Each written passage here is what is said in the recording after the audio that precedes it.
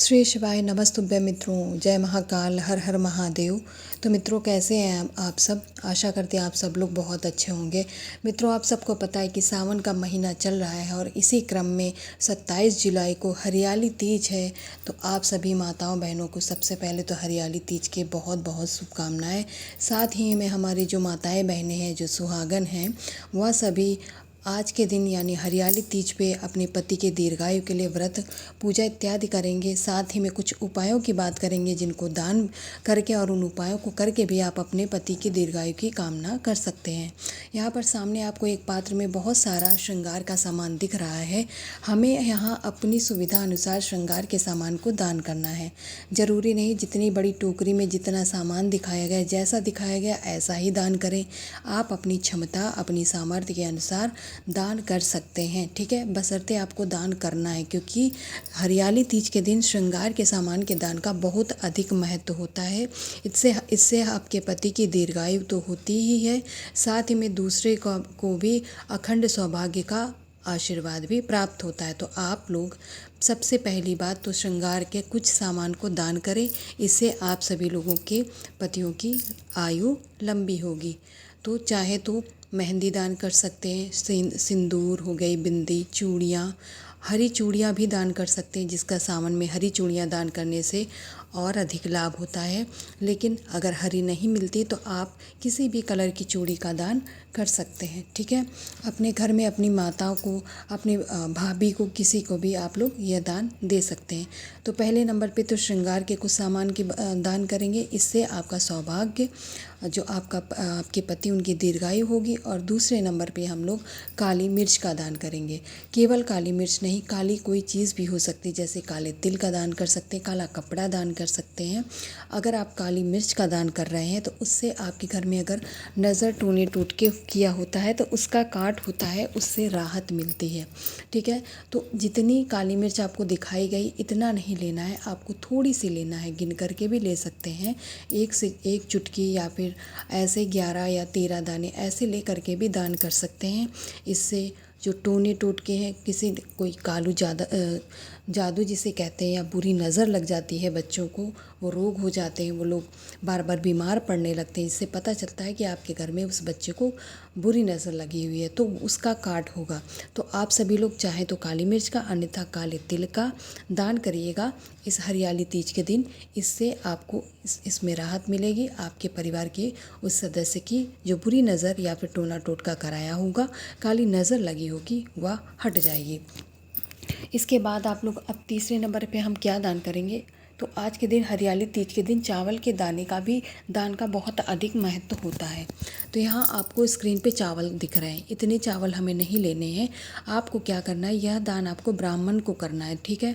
तो सबसे पहले तो जो चावल है साफ़ सुथरे होने चाहिए, गंदे नहीं होने चाहिए।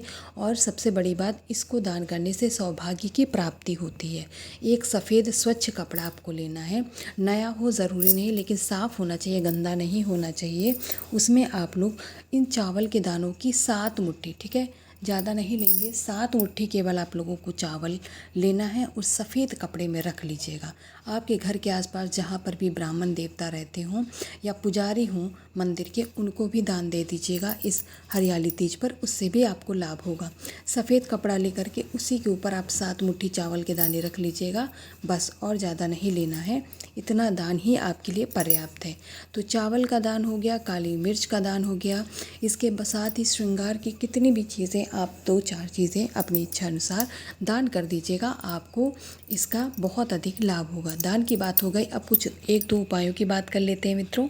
तो सबसे पहले हम लोग धन प्राप्ति के उपाय की बात करते हैं। इसके लिए स्क्रीन पे आप लोगों को कमलगट्टा दिख रहा होगा। अगर आपके पास पहले से घर में कमलगट्टा है तो आप उसी कमलगट्टे का प्रयोग कर लीजिएगा, नया कमलगट्टा लेने की आवश्यकता नहीं है। 2 कमलगट्टे लेने हैं, क्योंकि आप सभी जानते हैं माता लक्ष्मी को कमलगट्टे सबसे अधिक प्रिय होते हैं, ठीक है। इसके बाद हमें लेना है तांबे का एक कलश, जिसमें आप सभी लोग अपने घर का शुद्ध जल लेंगे और धन प्राप्ति का, धन लाभ का उपाय है। तो आपको जल के साथ में इसी जल में थोड़ा सा इत्र यानी 4 से 5 बूंदे इत्र की इसी कलश के अंदर डाल लीजिएगा। इसके बाद इस कलश को उठाएंगे, दोनों कमल गट्टे उठाएंगे और लेकर के पहुंच जाएंगे देवादिदेव महादेव भगवान शंकर के शिवलिंग के पास। यहाँ पहुँच करके आपने जो 2 कमल गट्टे लिए हैं, दोनों कमल गट्टों को महादेव जी के शिवलिंग के ऊपर समर्पित कर दीजिएगा। जब आप इसे समर्पित करेंगे, माता लक्ष्मी, माता रिद्धि, माता सिद्धि का स्मरण करते हुए उनसे अपने घर में धन की हो रही कमी को दूर करने का निवेदन करते हुए और धन में वृद्धि की कामना करते हुए बाद में कुंदकेश्वर महादेव जी के नाम से जो 1 लोटा सुगंधित जल लेकर के गए हैं, उस जल को इसी कमल गट्टे के ऊपर क्या करेंगे, समर्पित करेंगे। धीरे धीरे जल चढ़ाना है, क्योंकि जैसे आपका जल का प्रवाह तेज होगा, कमल गट्टा शिवलिंग से नीचे गिर जाएगा। तो आप धीरे धीरे जल चढ़ाइएगा। जल चढ़ाने के बाद में जो कमल गट्टा शिवलिंग के ऊपर रखा हुआ था, उसे उठा करके आप अपने घर के अलमीरा में रख लीजिएगा मित्रों। दूसरा वाला वहीं महादेव जी की शिवलिंग पे चढ़े रहने दीजिएगा। इसके बाद आशीर्वाद लेकर के घर पे आ जाएंगे। अपनी अलमारी, अपनी तिजोरी में रखने से मित्रों माता रानी का आशीर्वाद मिलता है और आपका जो धन होता है वो दिन दूना और रात चौगुना बढ़ने लगता है। पहले उपाय समझ गए और दान की बात भी समझ गए। अपने अंतिम उपाय को बताने से पहले आप लोगों से एक ही निवेदन है, जो लोग मेरी आवाज़ पहली बार सुन रहे हैं वो मेरे चैनल को लाइक और मेरे चैनल को सब्सक्राइब और वीडियो को लाइक करना बिल्कुल ना भूलें। यहाँ पर हम जो अगला उपाय करने वाले हैं मित्रों, वो मनोकामना पूर्ति का उपाय है। छोटा सा उपाय, इसे ज़रूर करिएगा। यहाँ पर सामने आप लोगों को एक बेलपत्र दिख रही है, एक बेलपत्र ले लीजिएगा जो कहीं से कटी फकी और खंडित नहीं होनी चाहिए। इसके बाद आप लोगों को स्क्रीन पे इत्र दिख रहा होगा, ये पूजा वाला इत्र है। आपको परफ्यूम का प्रयोग नहीं करना। जो पूजा वाले इत्र की छोटी सी बॉटल आती है उसे ले लीजिएगा, आसानी से मिल जाती है। उसी को आपको लेना है, जल अपने घर का। और इस बार इस उपाय में आप लोगों को 1 लोटा नहीं बल्कि 3 लोटे जल की आवश्यकता पड़ने वाली है। किसी बड़े पात्र में जल लेकर के जाएंगे महादेव जी की शिवलिंग के पास। पहले तो समझ लेते हैं ये तीनों लोटा जल कैसे चढ़ाएंगे। एक साथ नहीं चढ़ाना है। पहला लोटा जो आप जल का चढ़ाएंगे वो इत्र वाला यानी सुगंधित जल चढ़ाएंगे। दूसरा लोटा जो जल चढ़ाएंगे उसमें बेलपत्र रहेगी और तीसरा लोटा जो जल का चढ़ाने वाले वो सादा जल रहेगा। तो पहले वाले लोटे को जल को आप जब चढ़ाएंगे उसमें थोड़ी सी इत्र की बूंदी डाल करके अपनी इच्छा, अपनी मनोकामना महादेव जी से कहते हुए महादेव जी की शिवलिंग के ऊपर जल चढ़ा दीजिएगा। इसके बाद में जब दूसरा लोटा लेंगे उस जल में आपको क्या करना है, केवल जल और गंगा जल डालना है। इसके बाद में जो आपने एक बेलपत्र ली है उसे महादेव जी की शिवलिंग के ऊपर अपनी इच्छा, अपनी मनोकामना कहते हुए समर्पित कर देंगे और बाद में उस लोटे के जल को श्री शिवाय नमस्तुभ्यम मंत्र का जाप करते हुए उसी बेलपत्र पे समर्पित कर देंगे। 2 उपाय होंगे। अब बात आती है तीसरे सादे वाले जल के उपाय की। तो तीसरे वाले लोटे का जल समर्पित करने से पहले आपको क्या करना है, सादा जल लेना है, उसमें कुछ भी नहीं डालना है और आपको महादेव जी की शिवलिंग के सम्मुख पहुँच करके पहले महादेव जी से अपनी इच्छा, अपनी मनोकामना कहनी है, उनसे पूरा करने का निवेदन करना है और उस सादे वाले जल को महादेव जी की शिवलिंग के ऊपर श्री शिवाय नमस्तुभ्यम मंत्र का जाप करते हुए समर्पित कर दीजिएगा। तो इस प्रकार से 3 लोटे जल वाला यह विशेष उपाय ज़रूर करिएगा। इस हरियाली तीज के दिन आपकी कोई भी इच्छा, कोई भी मनोकामना अधूरी नहीं रहेगी।